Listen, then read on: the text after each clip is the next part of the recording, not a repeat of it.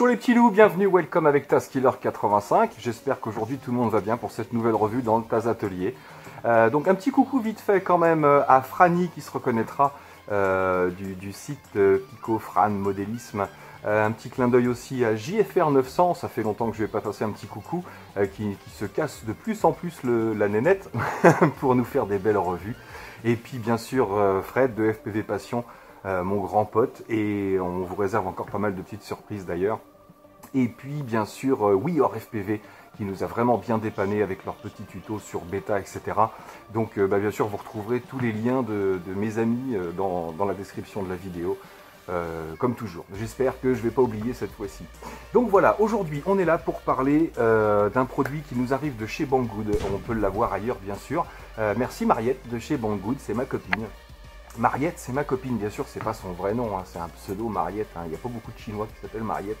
Mais en attendant, c'est ma copine et elle m'a envoyé la Runcam Split. Donc vous savez que je l'ai reçue, ça fait un petit moment, j'ai voulu travailler un petit peu dessus pour savoir un petit peu ce que ça rendait et puis les possibilités qu'elle avait. Et ma foi, j'en suis plutôt content. Donc la Runcam Split, elle vous est livrée dans une petite boîte comme ça, avec, quand vous la recevrez, vous aurez des autocollants collés sur chaque face du petit plateau, enfin de la carte, qui vous explique un petit peu à quoi correspond chaque connectique. Mais donc ça, vous n'en aurez plus besoin par la suite, une fois que vous connaissez votre engin. Elle vous est livrée aussi avec ce petit module, qui est un petit module Wi-Fi, très pratique, très sympa d'avoir pensé à ça. Je vais vous montrer aussi pourquoi. Ça sert bien sûr à pouvoir faire des réglages ou modifier un réglage sur sa Runcam quand on est sur le terrain directement, puisqu'on n'a pas d'écran de retour et on peut pas modifier les paramètres avec un écran de retour FPV. Donc le module Wi-Fi est super sympa pour pouvoir rentrer, comme dans toutes les Runcam, que ce soit la 2 ou la 3, pour pouvoir rentrer dans les menus. Alors vous avez également un jeu de câbles comme ça. Donc vous avez un câble, c'est le câble 2 qui relie la caméra à la carte. Et en fait, il est simplement plus long. Vous avez un câble court de base et un câble plus long si vous avez besoin de plus de longueur pour installer votre matériel, bien sûr. Et un petit câble ici, le même câble qu'on trouve sur les Runcam 2 et 3, qui permet également de brancher sur un appareil qui émet, qui transmet, donc sur un transmetteur, un VTX tout simplement, pour pouvoir avoir le retour aussi en FPV. Donc c'est le même système, mais en passant par l'USB, tout simplement. Donc c'est une transmission d'image également, mais en passant par USB. Et là, ça nous intéresse beaucoup moins, puisqu'on a déjà un enregistreur et une autre façon de le brancher. Mais elle peut se brancher comme les autres Runcam, tout simplement. Vous aurez également deux fixations. Donc là, il n'y en a plus qu'une, bien sûr. Je vais la sortir parce que ça va peut-être un petit peu briller. Deux fixations pour la Runcam Split. Deux fixations différentes en fonction du positionnement dont vous aurez besoin sur votre drone. Bien sûr, quelques petites vis et boulons pour pouvoir fixer la Runcam Split sur les supports. Et puis un petit peu de velcro comme d'habitude. Vous aurez également des petits accessoires comme ça que vous retrouvez généralement sur les PDB ou avec les contrôleurs de vol. C'est simplement pour monter les plaques sur un drone racer, tout simplement pour rajouter un espace ou rajouter un étage pour pouvoir monter votre plaque. Donc voilà, vous avez vraiment tout ce qu'il vous faut avec ce petit kit pour pouvoir utiliser votre Runcam Split, même si vous n'avez pas de drone, bien sûr. Alors vous avez également une petite notice, vous avez un côté anglais, un côté allemand et un côté chinois. Donc super simple, hein, la notice est très bien expliquée. En même temps, on a l'impression qu'elle fait des milliards de fonctions, mais c'est assez rapide en fait à comprendre. Donc, la voilà. La voilà dans sa boîte. Je vous en ai parlé sur Facebook, pour ceux qui me suivent sur Facebook. Rappelez-vous, les liens sont dans la description. Si vous voulez venir sur Facebook ou sur Skype pour discuter un petit peu avec moi et avec ma communauté, eh ben, rejoignez-nous sur Facebook. Vous aurez des petites choses en avance, vous aurez des petites bidouilles que je ne mets pas forcément sur YouTube, mais que je mets sur Facebook pour mes abonnés. Donc, la Runcam Split, pourquoi elle est dans cette boîte? Bah, écoutez, tout simplement parce que avant de la monter sur un racer, oui, on va parler du X220S Wizard de chez Ishin. On va parler du ISDT D2, le chargeur que je kiffe. Je kiffe ISDT, j'adore ce qu'ils font. D'ailleurs, juste à côté, on a le petit testeur et j'ai autre chose aussi à vous présenter. Mais tout ça, on va en parler. Donc la Runcam, elle va être prévue, je pense, pour être montée sur le Wizard X220S. Mais en attendant, je voulais vous montrer qu'il y a bien d'autres applications avec cette petite caméra. Et nous, qu'est-ce qu'on s'est marré? Alors, pourquoi aller dans une boîte comme ça? Ben parce que j'ai eu envie de faire un petit montage, donc je vais vous la faire découvrir tout de suite. Tac, voilà. Donc voilà la petite Runcam Split. Donc voici le support, le deuxième support qui est fourni avec, que là j'ai utilisé ici. Donc on va pouvoir orienter bien sûr la caméra dans sa boîte. Et j'ai installé donc sur des supports de cartes ici ma petite carte qui va avec la Runcam Split bien sûr, qui permet d'enregistrer. Donc voilà, donc c'est la face la plus intéressante. C'est la face où on va retrouver hop, ce petit autocollant là. J'ai été intelligent de les mettre l'un sur l'autre. Donc vous voyez, c'est la face sur laquelle on va retrouver hop, cet autocollant ici de base. Vous pouvez le laisser hein, par la suite, c'est pas gênant du tout. Donc qui vous permet d'avoir bien sûr les informations sur les connexions, à quoi correspond telle ou telle connexion. Tac. Donc voilà, donc pourquoi moi je l'ai monté comme ça? Parce que déjà je voulais pouvoir m'en servir dès que je voulais. Donc là je ne vous cache pas que j'ai un petit caméscope numérique en 1080p 60 fps sur lequel j'ai ajouté un petit transmetteur là qu'on connaît bien. Je vous mettrai les références dans la description, mais c'est un petit transmetteur avec la puissance switchable bien sûr, 40 canaux de base, et sur lequel j'ai enlevé la petite antenne qu'il y a normalement ici et sur lequel j'ai rajouté ici cette grande antenne champignon très très souple. Tout simplement parce que bah déjà c'est costaud, hein, une fois que c'est monté, clipsé et fermé, c'est super solide, il n'y a aucun souci. Et moi ça me permet, comme je vous l'ai déjà montré, de l'installer direct sur une voiture. Et alors là, quel bonheur, sur n'importe quel engin qui va supporter le poids, là j'arrive à peu près à 90 grammes, tout compris avec la boîte. Et vous voyez, oula, ça je l'ai déjà montré sur Facebook. Mais cette petite cam, il suffit de l'alimenter. Alors bien sûr, j'ai la petite batterie qui vient ici. C'est une 650 mAh en 3 volts 7. Hop, et je vais pouvoir poser simplement, régler la distance pour avoir ce que j'ai envie d'avoir dans l'objectif. Et pour ça, vous pouvez utiliser soit un masque de retour, soit le branchement Wi-Fi directement. Et ensuite, quand c'est fait, et simplement un bout de duck, le scotch noir qui est là, tac, par-dessus, qui va venir coller sur les parois de la voiture. Et vous avez une caméra embarquée. Vous allez pouvoir régler la hauteur ici avec une très très bonne réception. Et bon, bien sûr, pas pour faire des jumps, pas pour faire des sauts à 5 mètres de haut, parce que là, je ne garantis pas de la résistance de la boîte, mais vous aurez compris le principe. Ça me permet d'avoir une caméra embarquée en FPV sur n'importe quel appareil qui va supporter son poids, bien sûr. Hop, ça a été supporté également, j'ai testé, par le Upsan H501. Voilà, je lui avais monté ça là-dessus et j'ai aussi pu tester avec le Upsan H501S. Donc sans problème à monter sur n'importe quel engin si vous voulez un appareil autonome comme celui-ci. Donc je vais tout de suite rentrer dans les détails. Tac. Donc là on a notre branchement ici directement pour le transmetteur. Donc moi ici il est relié à un petit VTX que j'ai placé dans la boîte. Vous vous doutez bien que si vous le montez sur un drone, ces connectiques là, en fait vous avez simplement le noir et le rouge pour l'alimentation de la caméra et de la carte, et le jaune qui est la transmission vidéo. C'est tout, c'est vraiment hyper simple. Après vous avez d'autres connexions, bien sûr.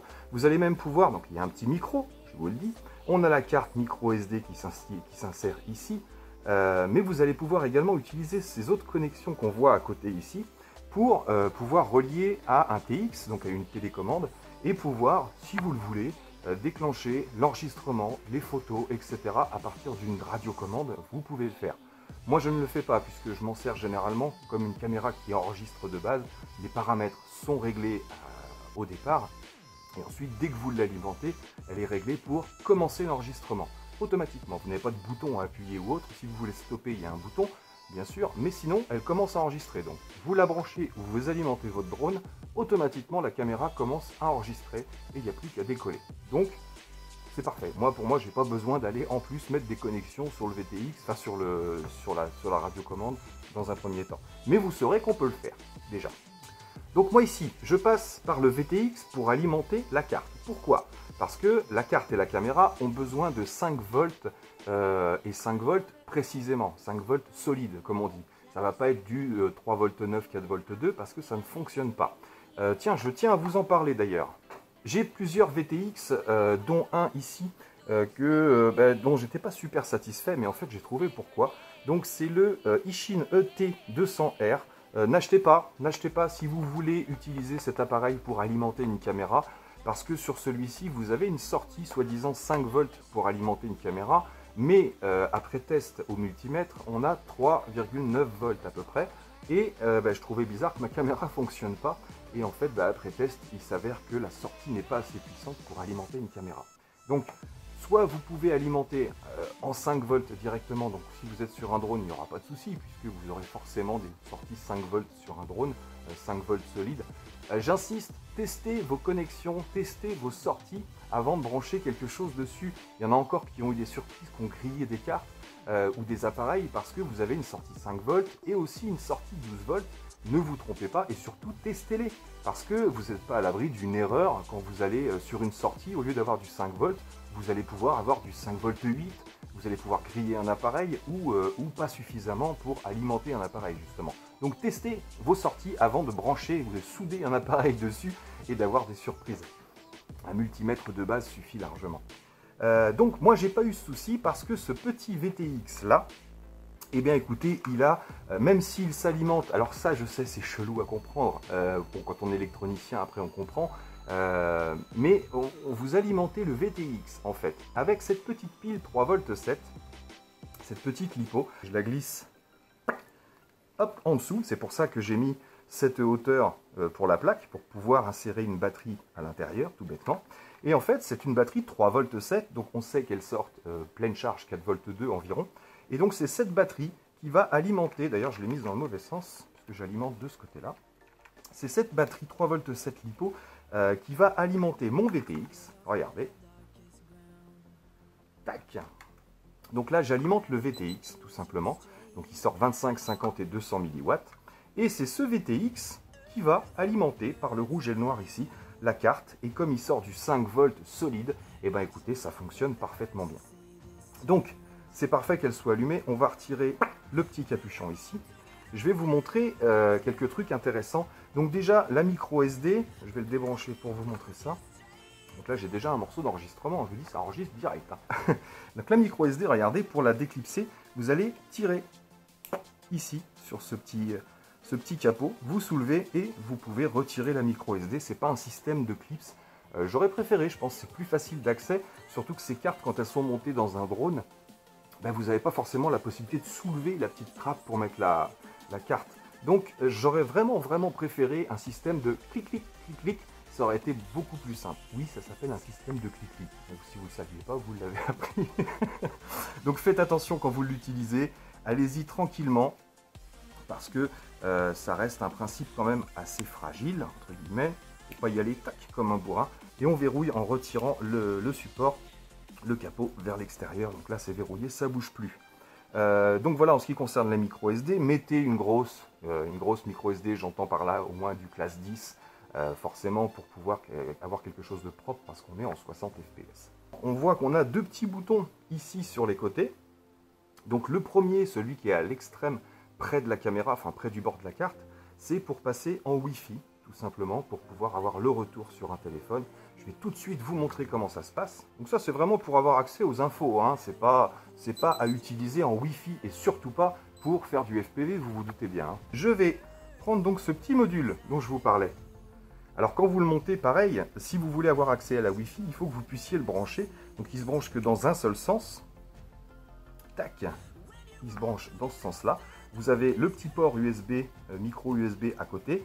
Ce petit port va vous servir soit pour faire une mise à jour, soit pour transférer vos données. Vous n'êtes pas obligé de sortir la micro SD à chaque fois que vous voulez récupérer vos données. Ça, c'est pas bête du tout.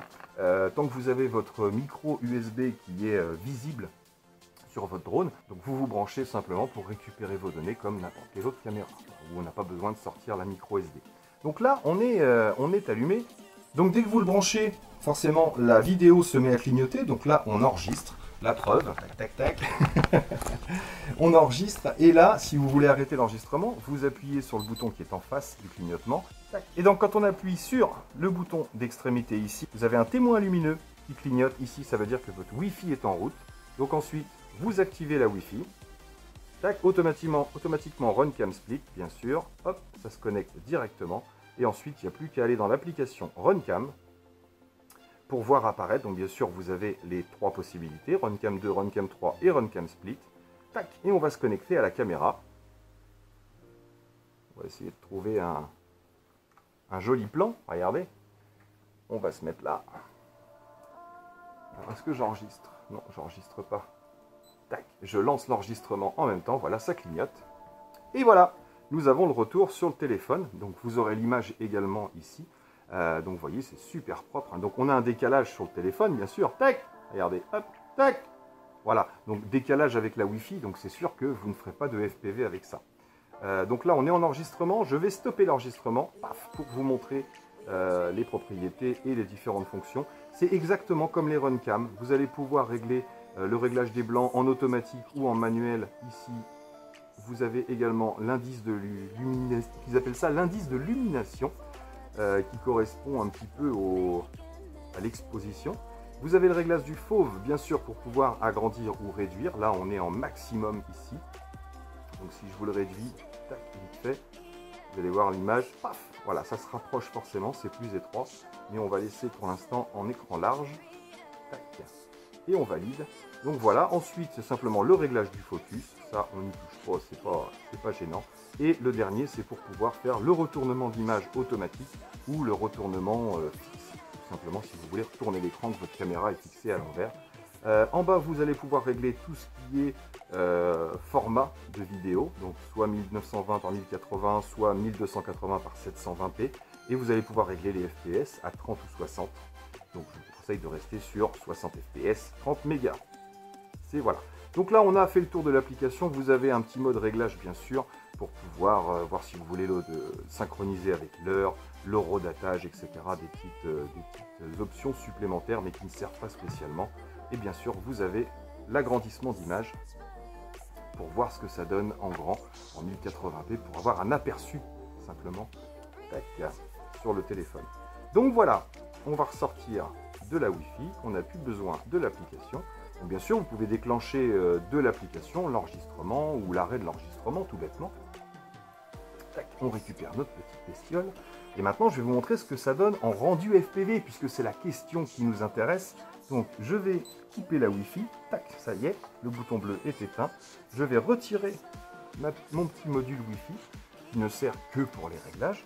Vous pouvez le laisser à demeure, hein. Si vous avez la place de le laisser, vous pouvez le laisser dessus et ne pas vous en servir, hein, tant que vous n'activez pas. Mais bon, c'est une petite partie qui peut bouger, qui peut prendre un choc et les connexions ne sont pas super résistantes. C'est tout petit, tout fin, vous avez vu. Donc je ne vous conseille pas de le laisser à demeure sur la carte. Donc voilà, on est parti pour tester. Donc j'ai mis en route le masque VRD2 Pro. Tac. Ici, j'espère que vous verrez bien. Alors ce qui va nous intéresser, c'est surtout la latence. Donc là, on est sur le canal A1.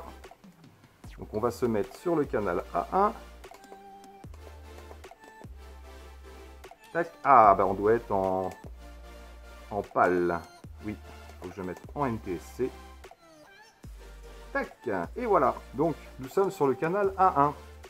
Donc voilà ce que donne la vision de la caméra. Bah écoutez, je vais la mettre en face de moi. Comme ça, vous aurez mieux les effets. Tac. Comme ça, vous allez voir le rendu directement et surtout la latence. Donc j'espère que vous verrez bien sur le masque. Normalement, si je filme comme ça, vous devriez voir le masque. Et regardez, alors déjà quand je parle, je vois qu'il y a très peu de latence. Il n'y en a pratiquement pas à l'œil nu. Maintenant, je vais taper sur la table.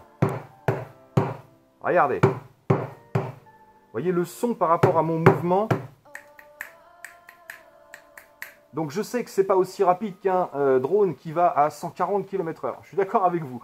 Par contre, au niveau latence,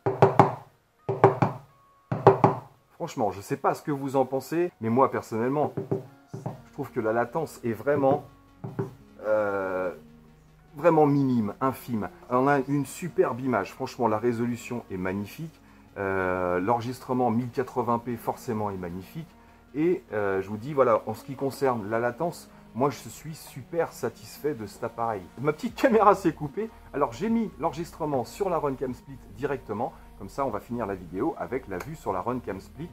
Donc hop, comme ça vous verrez qu'il n'y a pas de latence du tout et que l'image est vraiment très sympa par rapport à l'image de l'autre, tout bêtement. Donc là le micro c'est celui qui est sur ma Git, ici c'est le petit micro cravate, mais on a aussi du son là-bas sur la caméra. Je vais couper le son de ma cravate, tchac, et je passe sur le son de la Runcam Split. Voilà, là vous m'entendez, la Runcam est à peu près à 1 mètre de moi, et là vous entendez le rendu son de la caméra. Donc ça vous donnera une petite idée de ce que ça donne. Mais je suis plutôt content, je suis plutôt satisfait parce que sur une voiture, en plus avec mon petit montage boîte, on n'a pas du tout le bruit du vent, mais on a vraiment le rendu du bruit de la voiture, donc c'est plutôt sympa. Donc voilà, écoutez, on a fait à peu près le tour de la question pour la Runcam Split. Je vais vous mettre des petites images parce que le fait d'avoir cette petite Runcam toute prête, toute montée comme ça, parce que j'ai vraiment une bonne autonomie, hein, avec la pile 650 mAh, avec la lipo, j'ai environ 1 heure de film avant que ça se coupe, avant que ce soit plus assez puissant. Donc super sympa pour faire des blagues et pour faire des expériences. Je vais vous mettre des petites images là pendant que je suis en train de vous parler. Vous allez comprendre, j'ai placé la Runcam Split dans son logement comme ça, toute prête, sur un masque FPV, tout bêtement, sur le dessus du masque ici, et j'ai fait essayer à des gens, et moi-même bien sûr, de marcher dans un monde virtuel, puisque vous avez le retour de la Runcam qui est dans vos yeux directement, et vous allez pouvoir vous déplacer comme ça, et c'est vraiment sympa à découvrir. Et il y a même d'autres trucs encore plus sympas à faire. J'ai testé avec des amis le fait de déplacer la caméra, c'est-à-dire de mettre la caméra, par exemple, à une dizaine de mètres de vous, mais qui vous regarde. Et avec le masque, essayez de vous déplacer simplement avec l'image que vous renvoie la caméra, c'est-à-dire que vous voyez bouger dans l'espace. Et après, vous pouvez même compliquer les choses. Il peut y avoir une personne qui tient la caméra, qui vous regarde, pendant que vous vous déplacez avec le masque, et on peut même déplacer la caméra, la mettre sur le côté. Ce qui fait que le rendu dans le masque, il est impressionnant, et vous perdez tous vos repères. Et voilà, c'est génial, c'est rigolo, franchement, on a passé vraiment un bon moment à se marrer avec ça. Bref, Runcam Split, c'est pas forcément pour mettre sur un racer et pour faire du FPV. Donc pour conclure, c'est une super petite cam. Vous pouvez vous fabriquer avec très peu de choses un caméscope numérique 1080p qui ne prend pas de place et qui fait 80 grammes. Vous pouvez vous amuser avec à faire pas mal de choses. Vous pouvez la monter sur une voiture, sur un véhicule ou sur tout autre appareil. Elle peut vous servir à beaucoup de choses. Et en l'occurrence, elle peut vous servir aussi à être montée sur un racer, parce que non seulement vous aurez un rendu en 1080p de votre session, et c'est généralement ce que recherchent les FPVistes, les professionnels comme Pablo Sotes par exemple, salut Pablo, qui était très intéressé par cette cam et qui écoutait beaucoup de gens qui disaient que oui, il y avait trop de latence, etc. Donc je ne suis pas d'accord, il y a de la latence, oui, il y a forcément quelque chose comme quelques microsecondes de latence, qui peuvent peut-être perturber, je dis pas, j'ai pas le bon niveau pour ça, mais qui peuvent peut-être perturber les grands FPVistes, les pro racers, comme on dit ça, comme Pablo, sur des circuits de FPV où il faut éviter, passer entre les drapeaux, passer sous les... Là peut-être qu'à haute vitesse, très nerveusement, peut-être que ça va jouer. Mais en l'occurrence, je pense pas qu'en freestyle, pour des vols en racer, en freestyle, faire des effets, des vols, des acrobaties, etc., je pense pas que la latence puisse gêner tant que ça. Donc, je pose la question à Pablo. Et Pablo, j'espère que tu vas avoir la Runcam Split à tester très bientôt, parce que ton avis nous intéresse. Moi, même si je teste la Runcam Split sur un racer, j'aurai jamais ton niveau pour savoir s'il y a une gêne quelconque.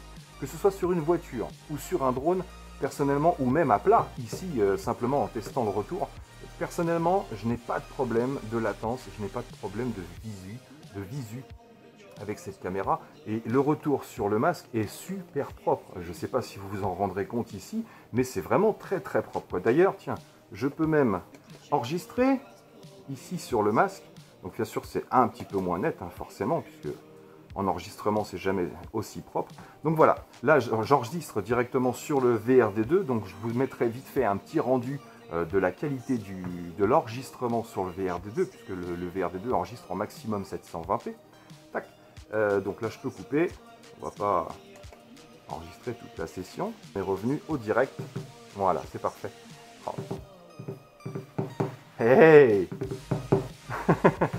Donc voilà, Pablo, j'attends ton retour sur la Runcam Split parce que franchement ça m'intéresse. Je voudrais savoir si à haute vitesse vraiment tu as une petite gêne ou pas au niveau du rendu FPV, au niveau de la latence. Moi personnellement j'en suis super content. Je trouve que c'est vraiment une super petite cam parce qu'on va pouvoir retirer le poids d'une GoPro ou le poids d'une Runcam 3 sur un appareil et c'est énorme la différence. Forcément l'engin est toujours aussi maniable, pratiquement aussi péchu, mais il n'aura pas la même portance, surtout quand vous allez couper les gaz au niveau de la pesanteur, j'ai envie de dire. Dès que vous avez une Runcam dessus ou une GoPro, votre engin est beaucoup plus lourd, redescend beaucoup plus vite, vous aurez beaucoup moins cet effet de planer quand vous faites des acrobaties. En tout cas, à mon niveau, c'est ce que je ressens. Donc cette caméra va vous permettre d'avoir l'enregistrement Full HD 1080p en 60 fps, plutôt propre, vous ne pourrez pas dire le contraire, mais aussi de pouvoir faire du FPV avec un rendu qui est plutôt sympathique. Après, si c'est pas propre, peut-être vérifier votre VTX, peut-être que ça vient de là, parce qu'avec le mien, ça fonctionne en tout cas. Et donc, vous retirez ce fameux poids, puisque là, on en est à quelques grammes, on doit être à une douzaine de grammes une fois tout compris, puisque là, c'est plus lourd parce que j'ai la batterie, j'ai la boîte, etc. Mais si vous prenez que la Runcam et sa plaque, voilà, pour une quinzaine de grammes, par rapport aux 70 grammes pratiquement d'une Runcam, c'est énorme sur un engin. Donc voilà, moi ce que j'en pense personnellement, j'adore, j'adhère, je vais la monter soit sur le X220, soit sur mon petit Awesome TS. Tiens d'ailleurs, le X220, je vous le montre vite fait, regardez, il est beau, hein. C'est vrai qu'il est beau, il a une belle gueule. Hein. J'ai changé les hélices, ça je vais vous en parler, il y a quelques petites choses à regarder sur ce, voilà, le transmetteur. Il y a un truc à faire, les hélices, il y a un truc à faire.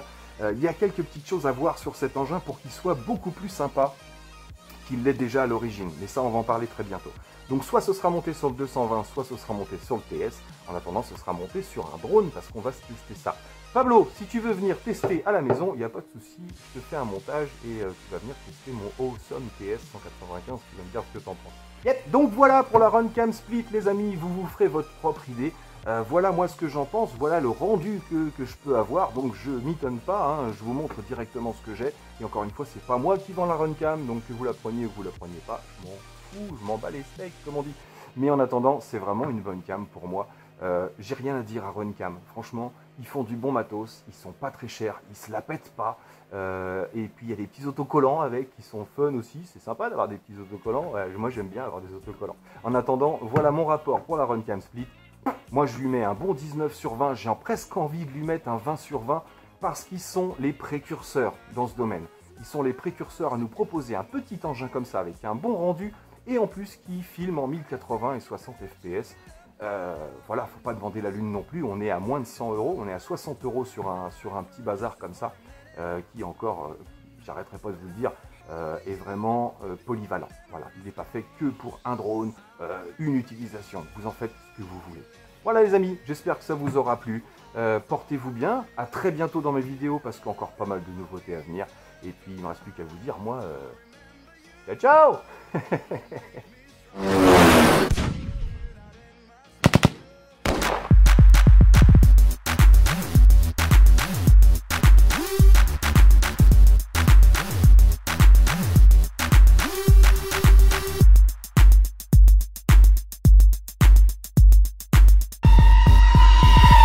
Ah, c'est pas mal là.